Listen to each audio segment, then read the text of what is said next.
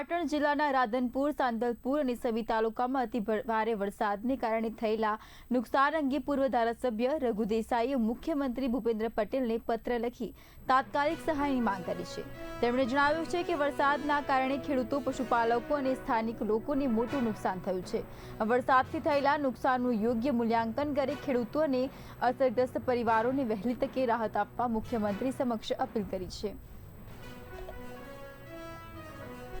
અતિશય ભારે વરસાદ એમાં અમારા ત્યાં સાતલપુર, રાધનપુર અને સમી રાધનપુર મત વિસ્તારમાં ખૂબ જ વરસાદ પડ્યો છે અને ઉપરથી પણ જે વરસાદમાં અત્યારે ચલવાળાના બધા ગામોની મેં મુલાકાત લીધી, એમ સાતલપુરમાં બાવરા અને બાવેડા અને બધા ગામોમાં પણ ઉપર જે વરસાદ પડ્યો છે એના લીધે થઈ છેક વાવ થરાદ સુધીનું પણ પાણી અહીંયા આવી ખેતરો ભરાઈ ગયું છે। ખેડૂતોને ખૂબ નુકસાન છે, પશુપાલકોને ખૂબ નુકસાન છે, શ્રમિકોને, ગરીબ લોકોને પણ ખૂબ નુકસાન છે। ત્યારે લોકોનો પાક વાવી શકે એવું નહીં, બધા ખેતરો પાણીથી ભર્યા છે।